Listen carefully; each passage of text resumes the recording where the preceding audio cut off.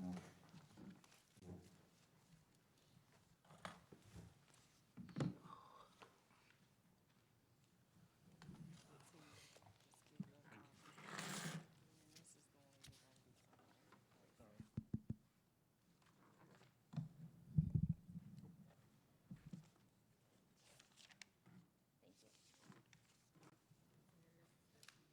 Okay, yeah, we're good with those.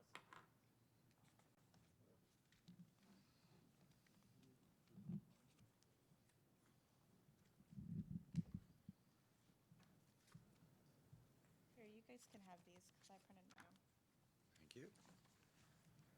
You ready, Katie? Yeah, we're ready. Okay. Is Vicky she's just audio? Vicky is here, yeah. Okay. Vicky's, I'm here.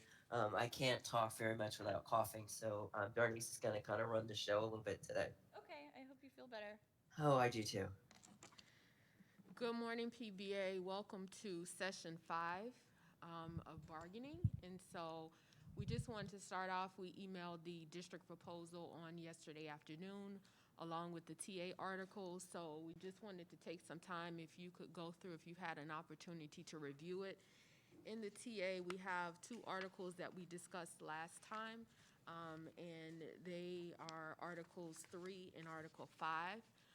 We were going to leave the duration clause off for right now because we just want to make sure everything is included before we sign off on that piece.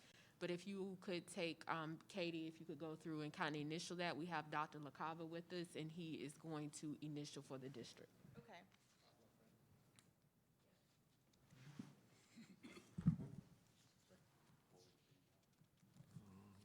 What's our? It's not on this one.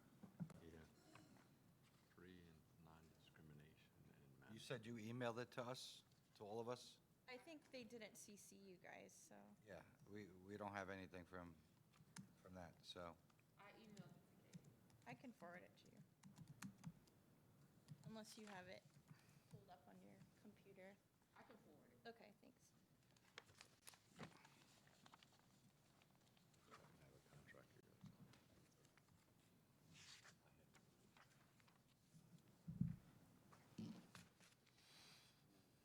That was two things, just reading, right? That's fine.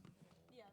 I'm going to have to wait until I get back to the office. The Wi-Fi is not connected over here, and I didn't want to restart and Okay, lose that's fine. everything that I have bookmarked. So I will forward it to you all as soon as I get back into the office. Real quick, what was it, the three was the discriminatory one? Non-discrimination And what was was 5? Article 3, and then Article 5 was management rights.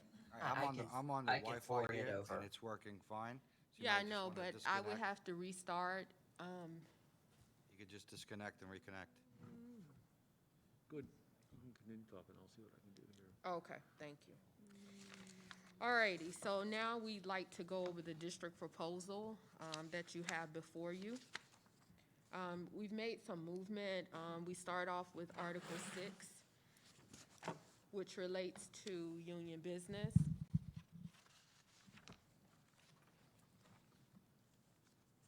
And so in that article, you will see that we are just asking for the bulletin board to maintain, information that's relative to PPA business notices. We are asking, keeping in the language that says there shall be no political endorsements or it shall not be used to further political agendas. And all of the items should be reviewed by the chief of police. In addition to that, if you look at 6.4, you'll see that we are asking that the job vacancies, will be, thank you, will be listed on the website, but any special duty assignments will be posted on the department intranet. Okay. And what is the intranet? The intranet is used for employees only, and they're, according to our conversation with chief and assistant chief, it is accessible by school police officers. Yeah, so we're talking about the Smart Force application that all the officers have access to. And so we can post it on there, so they'll have a way of getting to all that information. That's only for the job openings, and that's not for PBA stuff? Those are for positions that are available. And duty assignments. Duty assignments, right? Well, the whole thing about 6.3 is that we brought up, I don't know if you guys understood, is that bulletin board is worthless for this membership. It's in the DAC in headquarters where the members are not allowed to be. So that's the whole point of this bulletin board, to get that fixed with email or something either. It seems like, I don't know if you're not understanding us or you're just ignoring us, but the bulletin board is worthless. Nobody gets to see it except for the command staff, who are not in the bargaining team anyway. So that was the whole point of asking to use some type of email system or some type of something to get notices sent out to our members. And we understand that concern. However, we can't allow you all to have the access because we would have to open that up to all the other unions, which it is not opened up to them as it stands right now. So this is our proposal. This is what we have listed. We're going to move forward. You will see that we kept the language in 6.7, which talks about PBA will be given a link. You all are more than welcome to develop a video to make sure that the people that go through new employee orientation can, have a link that provides them to your site, and then you can have access to them that way, which is what all the other unions do as well. Is orientation, you said that's all digital Virtual. now? Virtual? Everything is virtual with new employee orientation. And so, again, they'll have a link that they click on, and that link will take them to your specific site, whether you want to do a video. CTA has a video where they kind of have the president of the union that addresses the potential members, and so you all are welcome to do that as well. That video would need to be approved by the district, though. Okay, and then 6.8, I just think maybe we could work in Alex's concern with the emails, because it's kind of confusing, because you say you'll give us the emails of all employees as allowed under Florida statutes, but then you say PBA may not use the employee email addresses without prior approval of the superintendent. So, I mean, if we have the emails, we have the emails, and that kind of avoids us having to use your system. So, what did that mean? What does that mean, that we have to get prior approval? Every time we send an email, or? I can speak to that. Okay. So when you're looking at that provision, the language that you had even, this is items for which you are developing intelligent, feasible, and constructive proposals. So this has to do with collective bargaining. It doesn't have to do with just sending out general membership information. It has to do with what do you need in order to prepare for bargaining. So that was part of your language as well. So really, it's not that you get the emails just so you can have the emails, because we're not sure that under 119 that's allowable. Their personal email is not public record as police officers, and you would have to be able to show that the reason that you need the email addresses is for a negotiations for preparing proposals. It can't be just so that you have the emails. So you're okay with sending emails for bargaining, but not for anything else? No, that's not Right. what I'm saying. Well, that if you read the first sentence of that whole paragraph, it is for you to be able to prepare constructive proposals. You had that in your language as well. So any information that you got would be for preparing proposals. I'm not sure how emails would ever be applicable to preparing proposals, but you had that language in there as well. It's for communication, as the same as what Alex's concern would be for 6.3. So if we can't use the emails, there's no reason why we would ask for them. Understood. yeah. We were just, your language is in there, and we just added language at the end that basically that it has to meet the requirements of not only 119 but 440 as well. Okay, well, we would like to use the emails. So, And if we get the approval through the individual, we should be able to get them anyway, am I correct? right, that's something you proposed last Yeah, time. we can do that, the initial sign, which is, all it is a box that you need to be checked off on. Well, would you have a problem with us providing your email to the PBA? Well, I would think Yes if you're or no? getting them to check, I would think if you're getting them to check off on some box, that you would ask them to just put their email address there. We're Why? not, we're Right. not there to talk to them. Right, but on your form, on your membership form, that should be, there should be a box for We email understand, address. we But understand that's that. only if they're a member. Right. So we're trying to communicate with the whole bargaining unit that aren't necessarily members. And we So- understand that, but we also want to make sure that we are in compliance with the statutes that are cited here. But if Well- they're giving us the okay for 119 to be covered, we don't need your compliance anyway. They're giving us the compliance. I think maybe, I mean, would you all be okay with doing such a form along with the possible video during orientation? Because that would be, you know, those who want to give their email can, and those who don't, don't. So that could be a possible solution. It puts it in the decision of the, I'm not sure what you're referring to when you say a form to go along with the, like, for 6.7, it says, the district shall include a link to the PBA website as part of new employee orientation. We could also do, you know, a form if they want more information from the PBA, because otherwise we don't have their contact information. Right. The link is what you prepare. So the Right. video is what you prepare. So that would all be on PBA's website, not on ours. right, There'd be a link that the employee would click on, would take them to your site. You could have the video and write for more information. Please input your email address. That would be something that would be on your site, not on ours. right. I mean, that's a possible solution, I think. I'm fine with So, and the only other thing I was concerned with is the PBA may not use the bulletin board for political endorsements or to further political agenda. I'm fine. We have that language in for political endorsements in all of our contracts, but to further political agendas, I think that can be a little bit too broad. So, Well, let me tell you what we're trying to avoid. It's let's say somebody's running, and I'll just pick a board member. Let's say Mr. Barbieri, because he's the chair. So somebody's running against Mr. Barbieri. You may not put on there an endorsement for Joe Smith, who's running against Mr. Barbieri, but you put on there Mr. Barbieri's the worst board member ever. He does this, this, and this, and he doesn't respect police officers, which we all know is not true because he was a police officer. But you see what I'm getting at? It wouldn't be an endorsement because you're not endorsing the person running against him. You're just slamming the person, the opponent. That's what we're trying to avoid. So if you have language that could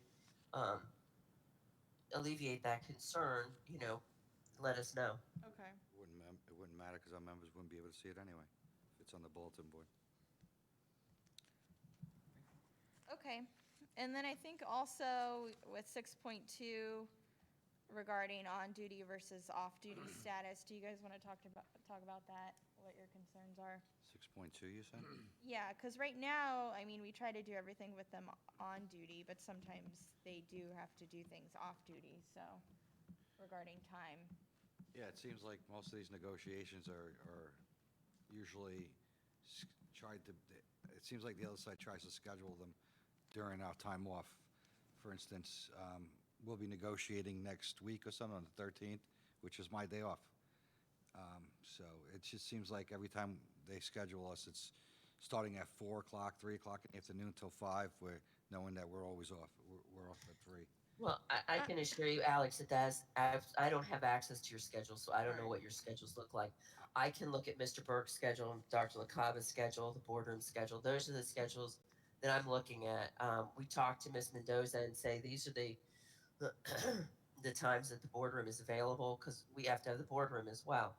So we look at the board schedule, and I try to find times where, our team is available. I would expect that Ms. Mendoza would have access to your calendars or to know, excuse me, from you guys, what times will work best for you. But we really aren't trying to do anything to bring you in on an off-duty day. We're just trying to get a time that works for our team and for the boardroom. So maybe we can put, because I also try to say that this is when they're working. So maybe we could just say off-duty status shall be carried on an on-duty status for the sessions if we have to do it on the time when they're off. I think Kevin has something. In my opinion, the negotiation sessions tend to be during our work hours.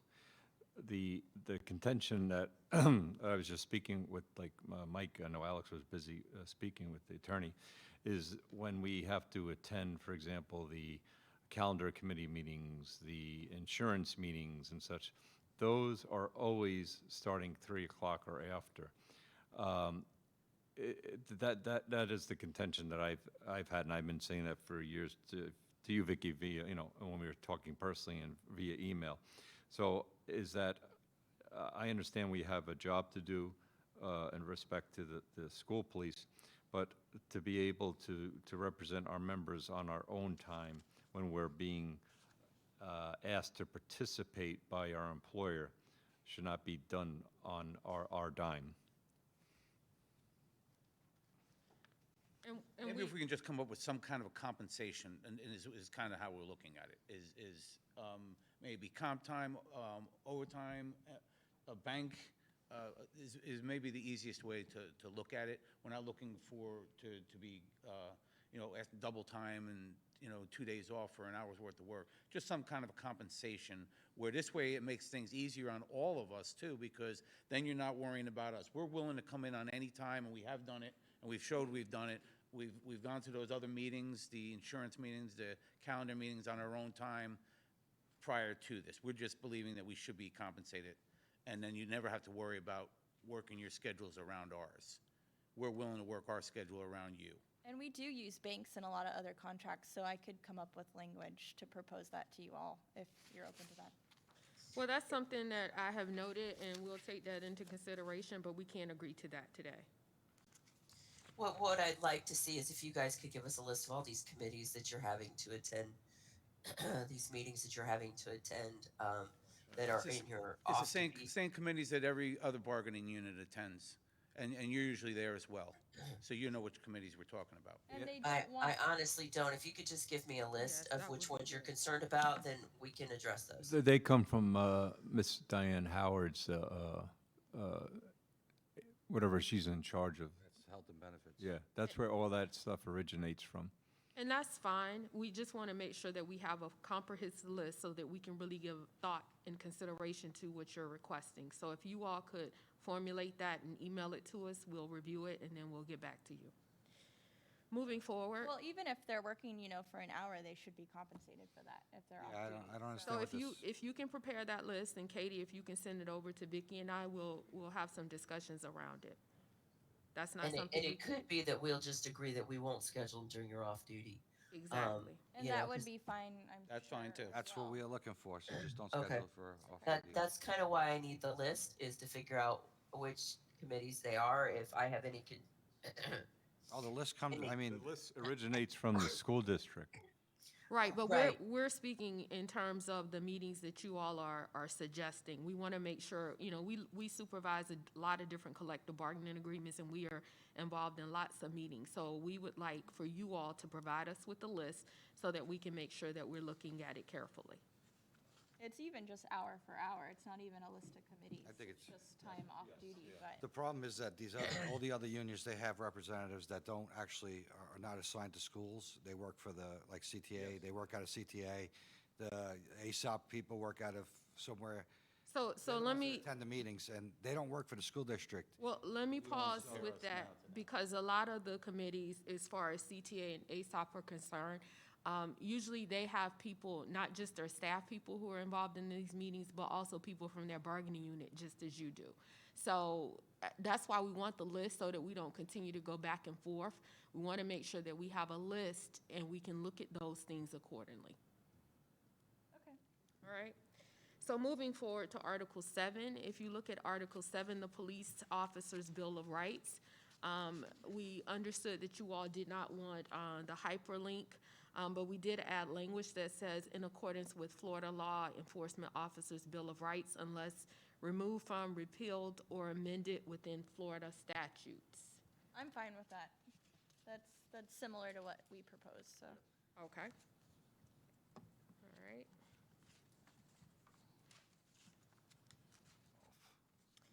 So next, if we move on to Article 10, the seniority, layoff, and recall rights. Is this just the status quo of what's in the contract now? This is, There's no red in it, so. yes, we Yes. did clean up the language that in our previous proposal. So yes, it is status quo. And I talked to, had communications with Matt Baxter, who apparently had worked on some kind of form of that wheel, because I'm trying to find that language that Alex keeps mentioning. Mr. Officer Baxter, Matt said that it was an informal process. It was never put into writing, and it was really for just some off-duty kind of activities. I don't have the email right in front of me, but it wasn't anything that had been committed to writing. So I'm still looking for that language that you guys keep talking about, but I can't find it. I don't understand what you just said. You said that there is no formal writing about it, correct? No formal record, he said. Yeah, Correct. We're Which is what I said from day one, What- that what- it's I just know. been implemented. Alex, but what you talked about that there had been some kind of language that had been drafted. So The language, I asked the if you- language if that you- I spoke about was actually it actually said, we gave it to you in an email, what it said, the contract before, about the committee getting together and coming up with some type of seniority for overtime basis for 9004 overtime. That was the only thing that you'll find in writing, is what I said from day one. Did the committee get together? Committee got together, they came up with a solution, which is what Major Baxter's speaking about. They didn't put it in writing, they just formally put it into effect, and the way they brought it to effect was in like a seniority wheel, where every name by seniority was put on a list, and then the overtime was given down the list by seniority. That was the whole thing.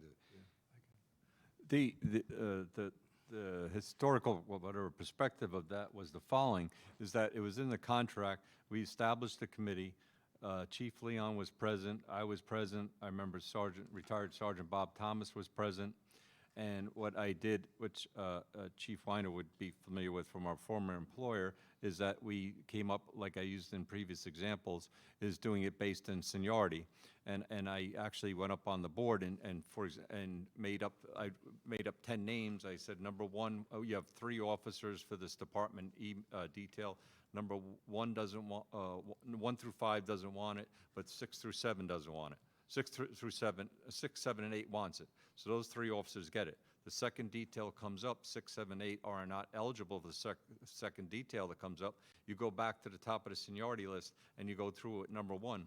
And that is what they established, and retired Sergeant Bob Thomas had a book or a tablet that he utilized, and he was doing it by pen and paper. Unfortunately, Sergeant Thomas no longer is with us, and what that did is at the time, like Alex was referring to, is there were issues with overtime not being allocated in a fair and equitable manner. By instituting that policy at that time, where there was a lot of 9004 overtime, those issues went away. So as I don't know what obviously the future brings, but I believe that the assistant chief has a work. I think you would have a knowledge of what I'm speaking about, is that if there's a lot of department overtime coming, to use that kind of similar tool. I understand conceptually what you're talking about, but I think what we're getting back to is that we don't have any formal process in place right now that you're speaking of. So if I could recommend something, is put down in paper what it is you're looking to achieve, so we have something to work from, and then we'll take a look at it and see if it's something that'll work. But right now, we keep referring to something that's never been formalized, it's not in writing, and how are we supposed to come up with the specifics of that? See, but that's where I have an issue with it, because this was already written down, a committee was already established, and a process was already come up with. So now, from your words now, is what you're saying is that, well, that doesn't exist anymore, so we want we want you to rewrite it again, No, or no, we we'll- want it in writing now. But whether it's in writing or not, it was implemented. If So, I may, Alex, just a few minutes ago, you told us it was never written down, and now you're saying it was written down. If it was written down, just find us a copy of it, because what I got from Major Baxter, he said that it was an informal process that Major Baxter used when scheduling night school overtime for supervisors, bargaining unit members, and following one of the hurricanes when setting up overnight coverage. I heard you, And but that's what- I didn't say it that's was what he written told down. me. Well, we could write something down and without having to do the whole committee process over again if we talk to Baxter and get an idea of what all the guys want. Yeah, but- If we know it's already been implemented already, so what we'll do then is we'll form our own committee. And I'm not throwing the chief out there, but using the chief, somebody from management, somebody from us, and we'll come up with the solution again. We'll present it to the chief, and we'll put it now. As an We'll MOU. implement that I back think then that- into writing. I think then that if you want to have a formalized committee, we could put it in the contract that we'll have a committee to study it and come up with a solution. We can certainly do that. We have that in other parts of this contract and other contracts. If we can also add to that, once we have an agreement, an MOU will be added to the contract. This way we don't have the same issue years Well, from now again. If you want the whole committee again, we can just say that this will be the process for the committee and the CBA. Well, what we've done in the past is that the committee will recommend something to the bargaining teams. And we're doing that with other bargaining units, so I have made a note that we will formalize a committee to study and make a recommendation to the negotiations team. We had something already implemented. Yeah. So we just wanted. Well, the committee we- can we wanna- review we that wanna, when we come together. Maybe put it in writing now. We're gonna make it official. We shouldn't have to go through another committee or another Exactly, we want to bargain. guarantee. We don't need to bargain this again. It's already there. So as long as it's approved by our management, it should be, and it's the same thing that we had before, is all we really need. You don't want to have to redo all that. We don't wanna have to Yeah, redo all we this just need to again. sit down with So we can sit here and management. tit for tat again. It's Max like- Major Baxter's aware of, and put it in writing exactly how we did it with our, once we approve, once we look at it, if we agree upon it, it becomes an MOU and put into the contract. We shouldn't have to negotiate something that we negotiated already, because it wasn't put in writing on the department's end or our end. The writing was, the committee would have been, the committee was made, the agreement, the overtime was already figured out how it was going to be done. It was agreed upon by both union and management, and it was implemented. Whether they put it in writing or not, doesn't matter. It was implemented, and it was in use, and it's still in use till almost this day. Because when the assistant chief here sent out an email for the overtime for the summer schools, in his email, he said he will be doing it by seniority order. I didn't say that. I said seniority would be considered. Seniority would be considered. It wasn't, and it you- wasn't the only factor that was determinative. Vicky, did he describe the process in the email he sent you? No, he didn't. No, okay. No. Well, And so, I can't agree that we're gonna let some committee that you guys establish just create something and we're automatically gonna sign an MOU. I appreciate, giving us the opportunity to review what you've given. But we can do that through this bargaining session if you wanna put this in writing. Because it seems like your team seems to know what it looks like, but hasn't provided this in writing. The one proposal we got was more dealing with vacation, not overtime, and what I was told was that, as Alex or Kevin described it, the most senior would always get the vacation. So if they wanted a day off, particular day off, the most senior person would always get it. In our other units, if the person is asking for time off, and they get, say, the few days before Thanksgiving break off this year, next year they're not eligible for it. It would go to the person that's, below them on the seniority list. So, I'd be curious to see what you want to put in place, and whether it's just for overtime or, days off, or because what we got before was not what just got described to us. Just for overtime purposes. okay, we'll have to talk more about that, and we'll have something for you the next session. Okay, thank you. All right, moving forward to Article 12. This is resignation and probation. You'll see that we've added, whenever possible, officers will attempt to give 2 weeks' notice. We're just not able to back off of the 18 months of probation that's listed here. So that stays as previously submitted in the district proposal. And I'd like to explain that one a little bit. We talked to the chief and had a long meeting about our proposals. One of the issues was that, you know, unlike other employees, you guys are spread out all over the district. So let's say at a school site, the principal is constantly seeing a custodian or a teacher performing their work um, and supervising that work. So therefore, you know, 1 year probation it makes sense for a teacher. Um, Now, for a police officer, as it was explained to me, that you guys are not always policing, as it were, that you're present at the school site, but things like making arrests or breaking up fights or whatever it could be that would be typical police work, you're not doing that as frequently on a daily basis. You know, and with the supervision spread out the way it is, it's not feasible for the supervisor to really observe your work on a daily basis. So that's why they want to keep the 18 months. So is that the officer's fault that the supervisor can't stand over him for 12 months a year instead of 18 No, months? it's the nature of your job. And I understand that, but at the same time, we shouldn't be penalizing that officer for it. We That's don't basically, see that's it. We basically don't, what you're doing. we don't see it as penalizing them. This is language that's been in the contract for a very long time. It's not as if this is what we're proposing. We just want the status quo for Status that quo. language. Okay, well, we're not. And with what would be an example, whenever possible, officers will attempt to give 2 weeks' notice? Whenever possible is very broad, something would exclude that 2 weeks to me might not be to my supervisor. So how is that going to come to a conclusion? This is just standard language, you know. We want people to give it 2 weeks notice. That's just standard professional behavior in the workplace across this country, is that people are expected to give at least 2 weeks notice. Um, That's all we're Standard language asking is also for. 12 months probation, but, you know, do we use that when it's convenient? Or, I mean, that's what it sounds like to me. I'm not going to get in an argument with you over this. We've had this discussion. We've told you our position. Our position is what it is. That's fine. So, you know, the 2 weeks notice, it's just standard. If you guys have something else that you'd like to put in there that makes it more comfortable or palatable for you, let us know what it looks like. Because right now it says 1 week. We really would like 2 weeks notice. I think that they're just more concerned with 12.2 and, you know, the 12 months, I know you say they don't do typical police work. Maybe that's your stance, but, you know, they do their job for a whole year and supervisor not constantly over them. I mean, there would be reports if they were Correct. doing inadequate work, so. Can't figure it out in 12 months. What makes you think you can do it in 18 months?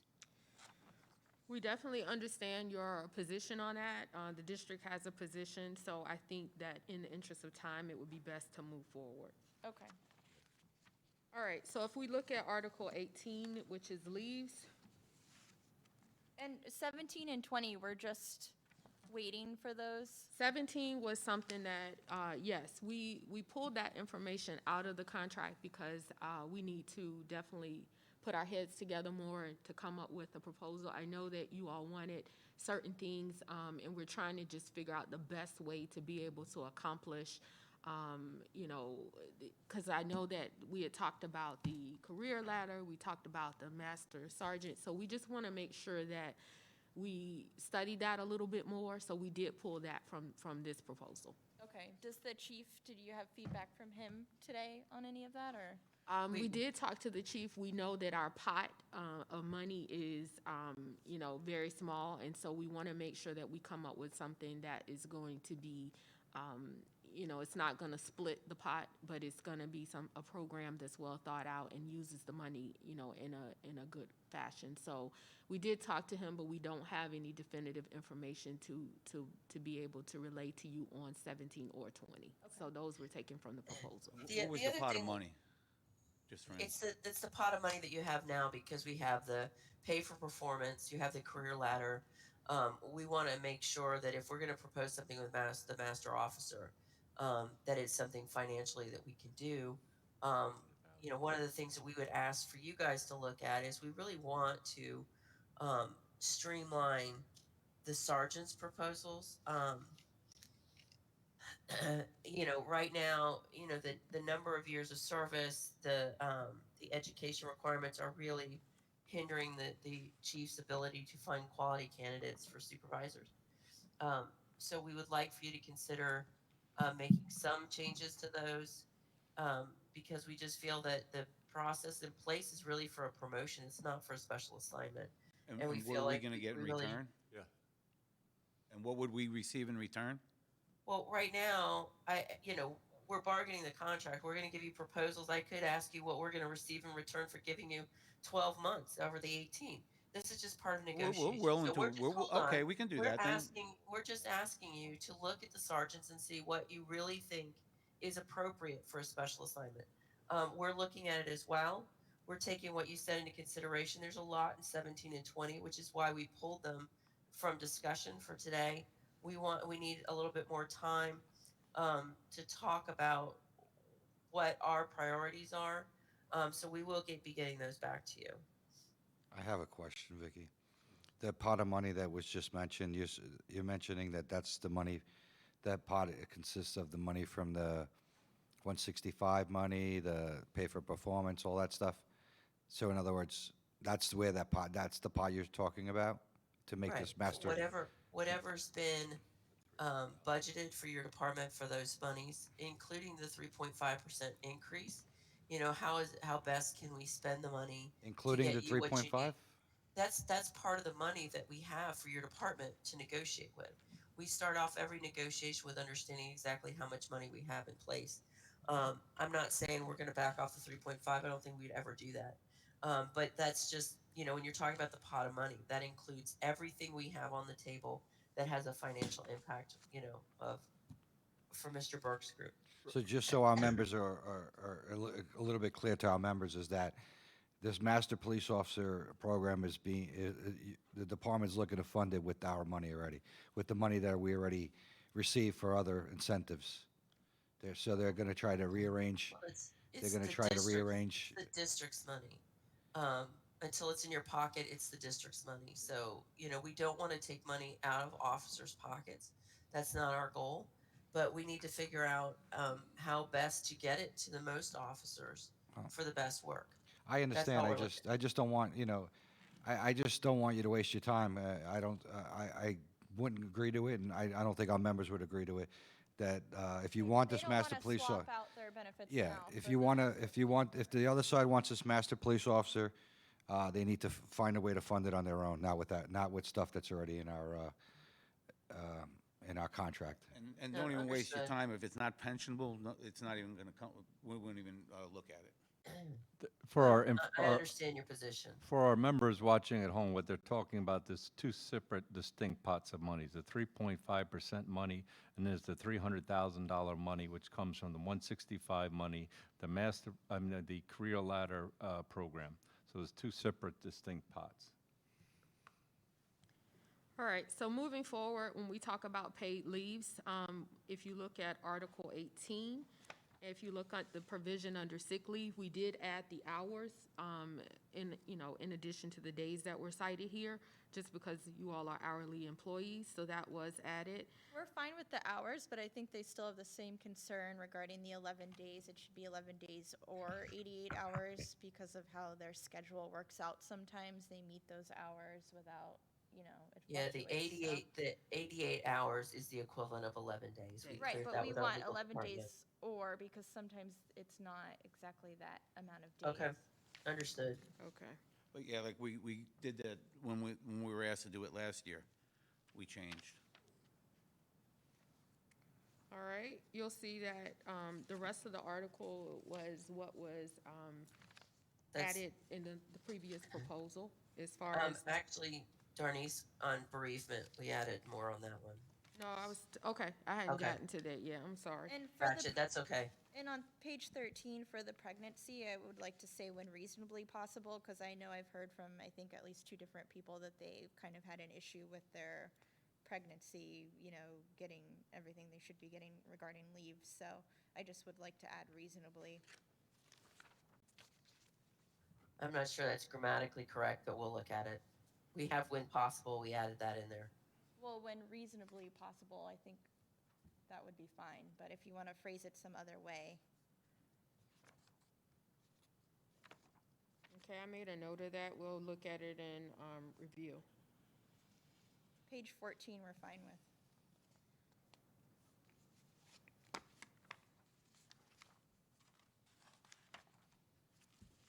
All right, so 14, you're fine with that. We go on to page 15. That would be fine. Okay, made a note just to add the statute. 16,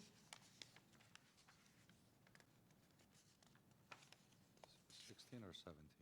16, it should be fine, it's just, Status quo. 17, that's fine. okay. 18, that's fine, right, guys?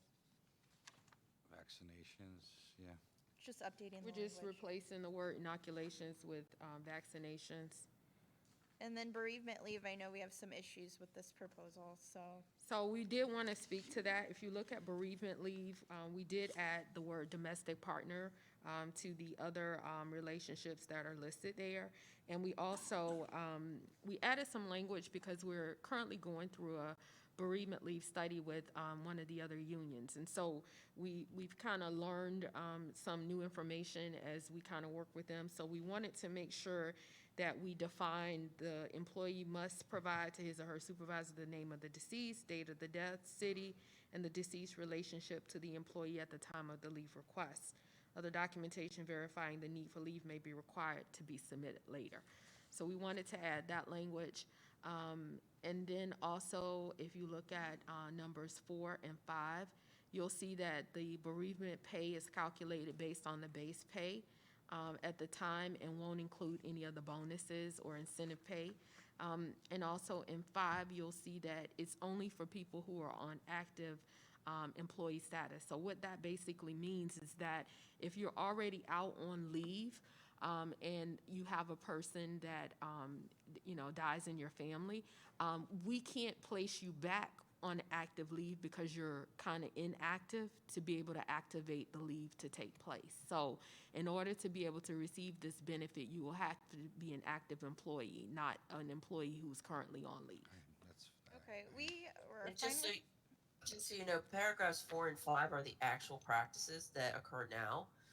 Because through PeopleSoft, if you are in an inactive status, it's kind of like a switch for your pay that gets turned off.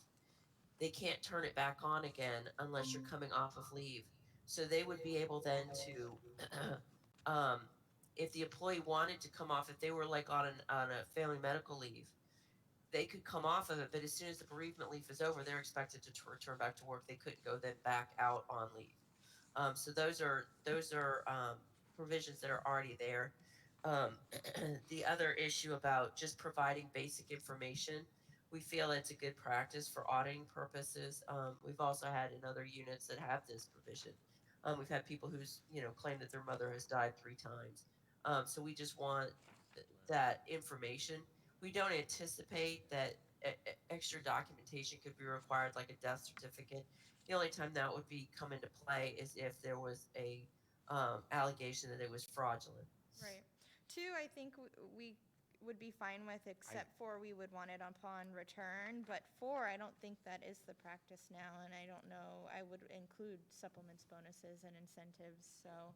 And, I mean, that's your knowledge, right? You guys get that Of course. on bereavement leave. and number 2, you must provide. How about you can be X to provide? Because, that's a lot of, especially if you're going through, It should be grievance just. process. It should be you're upon being return. X'd. Yeah. It really isn't that much information we're asking for. Who died? Where do they live? And what's your relationship? That's basically It all says we're date asking. of death, city of death, deceased relation, Right. Right. It's not a lot of information. Even if you have a loved one who's died, I mean, you should be able to provide that basic information in order to be able to get the leave. Well, I don't see the big deal with waiting for their return to get that information, because if it happened, it happened, and they Going can to get say it. it on the death certificate, where they died, what city they lived in. But we're not asking for a death certificate because we have a lot of employees whose families are out of the country. There are other countries that do not provide death certificates. So that's why we're just asking for basic information when the employee is going out on leave. And it's just for auditing purposes so that we have that information captured. So like Ms. Evans-Paray referred to in the beginning, we've had situations with other units where they've claimed that they lost their mother, 3 or 4 times. So if we have that information captured in the system, it just makes sure that for auditing purposes, we are granting the leave for, a specific employee and it can't be duplicated. Well, if it's just for auditing, I don't see the big deal with having them give that information upon return if they're not being dishonest. But we also have to be cognizant of the fact that the date of death of the family member or loved one does not mean that those days are going to be utilized immediately at that time.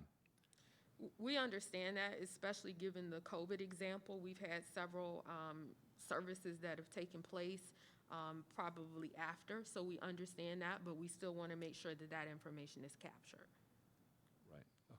And 4, I don't think is the practice right now. No, it's not. It's not.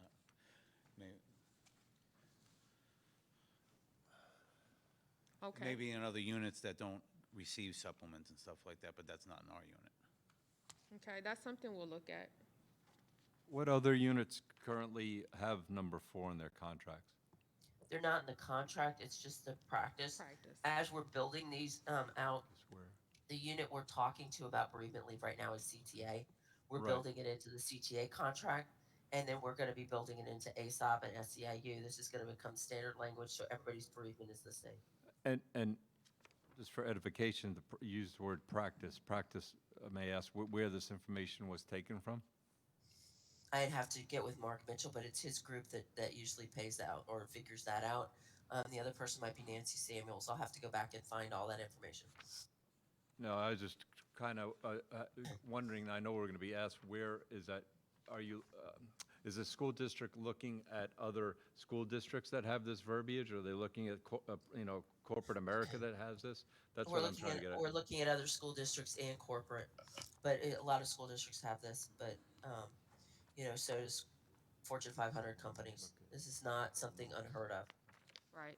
So when the teachers receive, say, their $10,000 bonus, they wouldn't receive the whole bonus if they're go out on bereavement leave? No, No.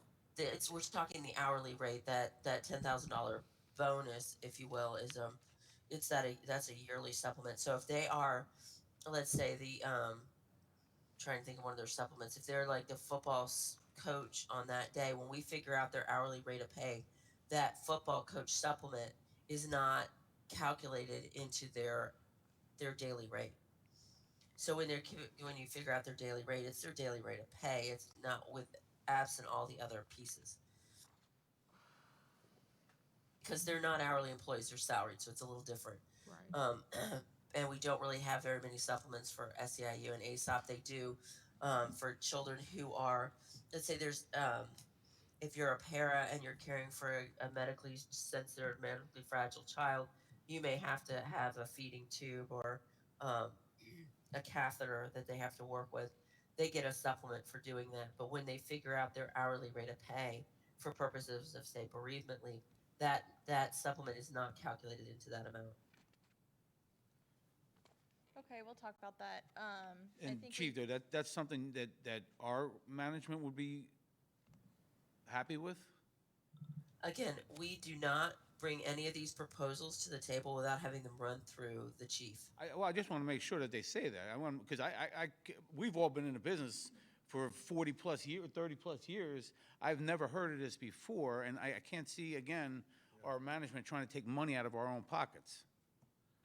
That's what We're it not comes- taking money out of your pockets. It's you get a supplement for doing additional duties. If you're not physically here, you get your hourly rate of pay. Right, but Well, isn't it correct to say that the supplements and the state monies and all that comes into play into my hourly wage, which affects my overtime, et cetera? Not necessarily.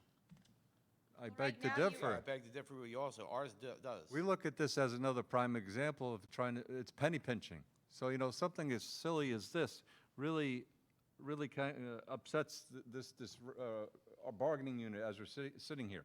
And right now, they get it, so. I could see why the district's proposing this because of the, you're looking to put this in the other union's contract, which is a much larger union. It's going to affect you financially differently.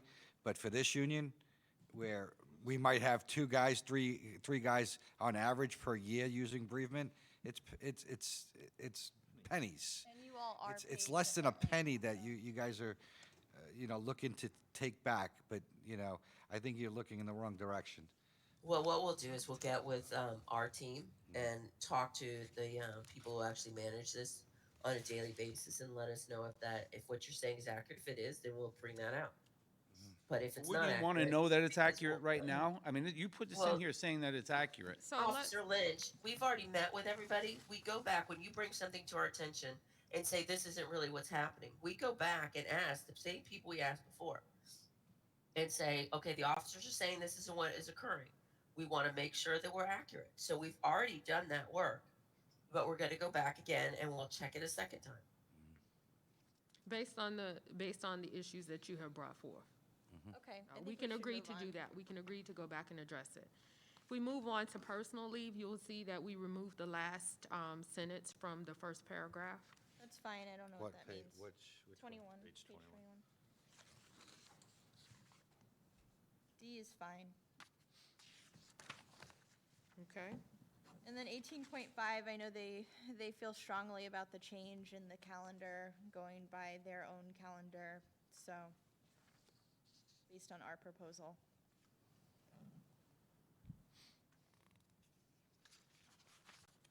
So I want to make clear what you're saying is they feel very strongly about doing it on a quarterly calendar basis versus a school year Right. when they're actually okay, because they don't work a full year. They Well, they're work the paid school to year plus correspond to the additional children. days. Yes, corresponds to it. Yeah, to correspond to their pay. I'm a little unclear as to that, but we'll continue looking at it. We just feel that, we're a school district and it's on the calendar when those quarters are, and we'd rather stick with that. All right, so we skipped Article 20. We did not include that, but if we look at Article 22, That was TA'd, I think. okay. Yeah.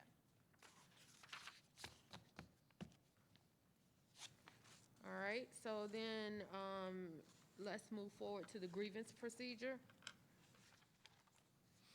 So you'll see here that we tried to clean up some of the steps that are cited in the grievance procedure. If you look at step 2, we added 20 working days. Also, you flip over, that was the only change on page 24. Then if we look at the arbitration procedure noted on page 26.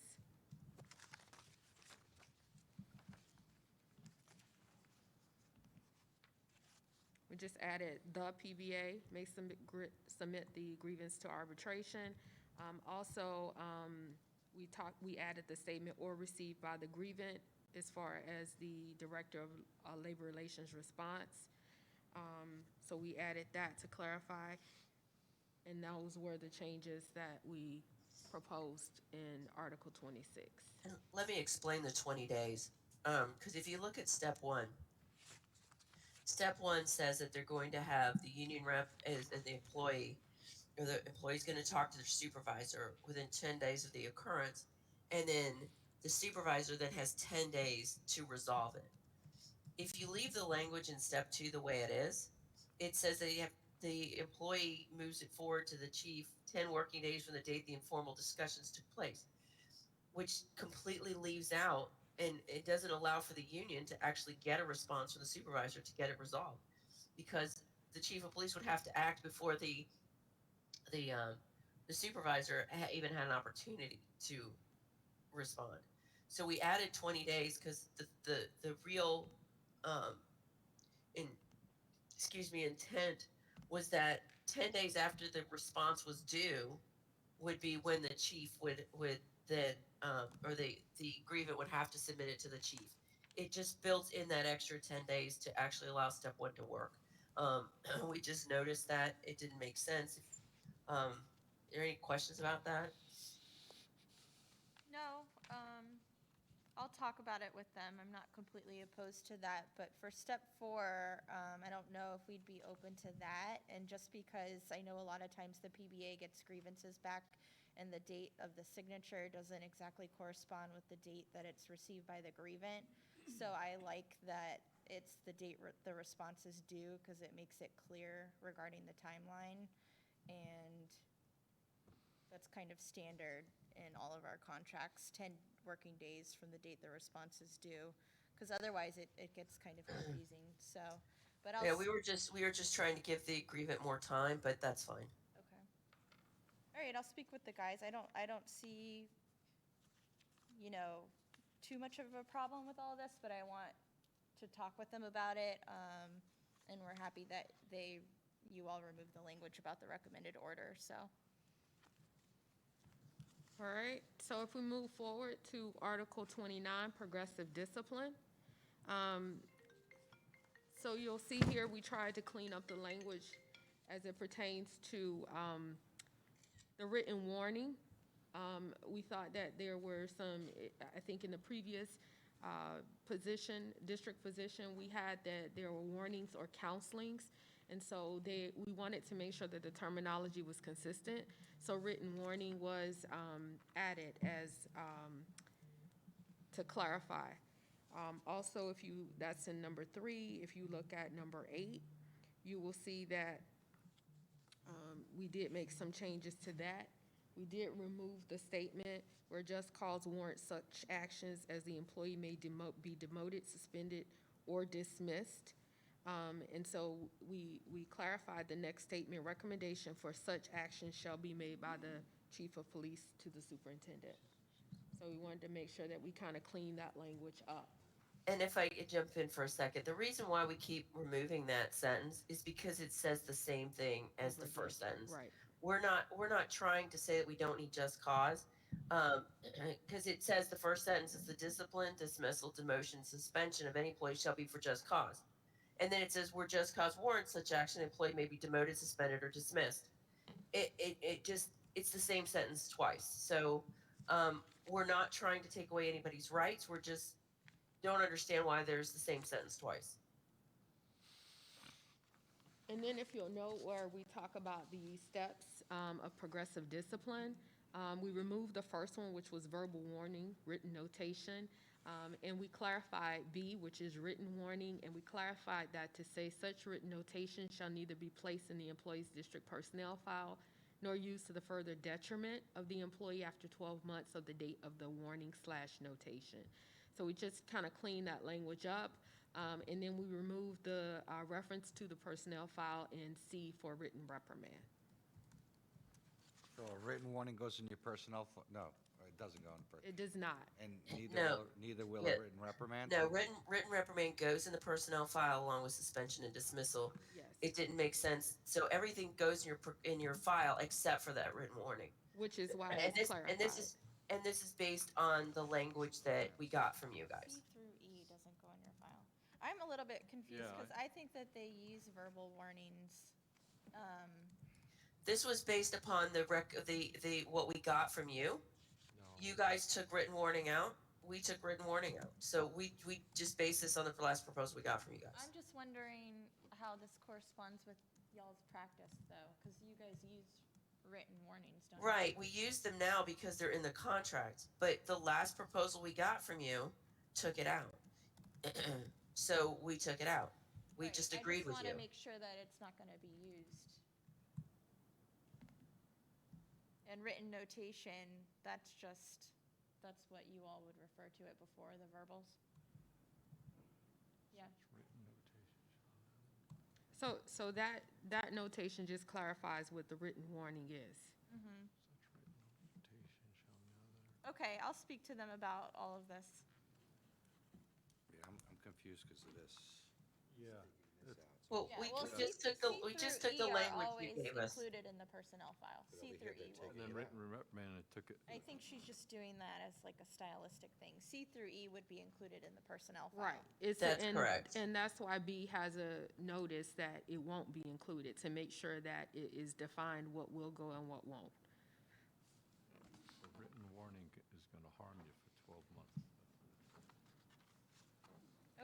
Okay, we'll speak about it more in, Okay. Moving forward to Article 30, Children of Employees, you'll see that this is, That was- same. that was TA, I think, right? That's the. I think the new one. you're correct on that Yes. one. Yep. All right. Duration of agreement, like I said, we just kind of left this as it is, but that will be modified once we've totally signed off on everything. And then you'll see the Appendix A, which is the prior district proposal. I'm still not comfortable with the last phrase under duration because I think that kind of affects something that may come up with impact bargaining. So, and then for Appendix That's just A, is that 3.5 for the minimum and maximum?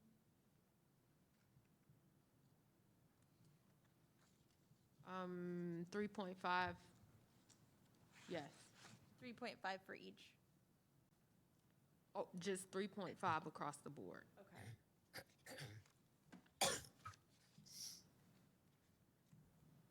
Okay, we're gonna talk about all this and, I'm gonna get with the guys and the members and then we'll have, I wanna get proposals back to you based on all of this before the next meeting so that we can make some movement and we can go from there.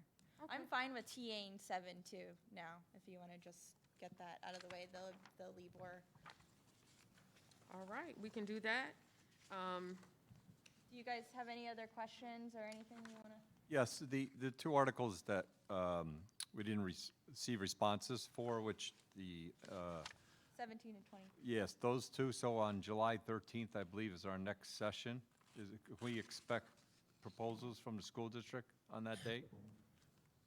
We're still working out a few kinks in our system. There may be some items because of the monetary asks that you've embedded in some of these that we would need to go back to the board. We do have an executive session with the board on July 26th. So we may not have something for you on the 17th, or 17 or 20. On the 13th, we'll just continue to clean up the rest of the language. Okay. And then bring something back after we've met with the board. But I did want to bring something up now that, I appreciate everybody allowing me to attend virtually because I'm obviously sick, but I did notice that there are a substantial number of people on the PBA team that are not wearing masks. Currently, 3.82 is still in place. If you're in our building, inside, you have to be wearing a mask. So Okay. for the next session, if you would remember that, please. I think some people on your side weren't wearing masks as well, but. I just can't see them because Yeah, I'm it's virtual. true. I can I'll only make see sure you. next time. Okay. Vicky, I just have, I'm looking at an email here that was sent by you. It's dated July 14, 2018. You might be able to pull it up on your email. Subject is regarding PBA CBA tentative agreement, and then you write, there was never an intention to eliminate the wheel. It is a process that was established by the department and has never been detailed in the CBA. So here you acknowledge. Right. No, I acknowledge that there is one. I just think it needs to be in the contract. It needs to be detailed in the CBA. That's all I've been asking for. I'm not disagreeing Okay, that so, we should have a wheel. What I'm disagreeing with is the fact that, I hear on one hand it's in writing and then I hear no, it's not in writing. We need something in writing. So no, I give think it to us in writing. I think it was just a miscommunication, a misunderstanding that when I talk about writing, that it was in writing. I talk about the actual, what was in the contract, that it said that about the committee, and the committee will be established to address that. That's what I speak about when I speak about in writing. Okay, because that was never really clear. So, but if you have a proposal for what this wheel would look like, and I'm sure AC Weiner will go and pull it from our side as well and figure out what might work best. But we do need something in writing. I think it's just like with the career ladder, what you're going to see coming back from us is putting what's in the GO into the contract so that employees know what it looks like. No, I understand. That's, so I agree. That's just what we're trying to do. I agree. I just didn't want to reinvent the wheel, So, so who are you meeting with at the end of July? I'm sorry, I didn't catch that. Pun intended. We have a executive session scheduled with the board to talk about bargaining with your unit, plus with the upcoming units that we will be bargaining with CTA, SEIU, and ASOP. Where we've just scheduled that meeting to talk to them about what's still on the table. So there are a couple of issues that we've discovered that we want to talk to the board about before we come back with a proposal. Okay. And I know they do feel strongly about keeping their performance pay, and they don't want to switch all of that money to the master police officers, especially if it's just under any formal discipline, so. But we'll wait to see what you guys come back with. All right, thank you all so much. We just TA'd Article 7. Katie, I'll make sure that I get a copy of that over to you as soon as I get back to the office, and I'll copy the guys on it.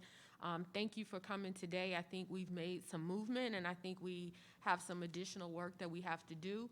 Thank you, Vicki, for staying home and adhering to policy 3.02 so that we can all be safe and healthy. And I wish you all a great 4th of July weekend, and we will see you on the 13th. Okay, have a good 4th.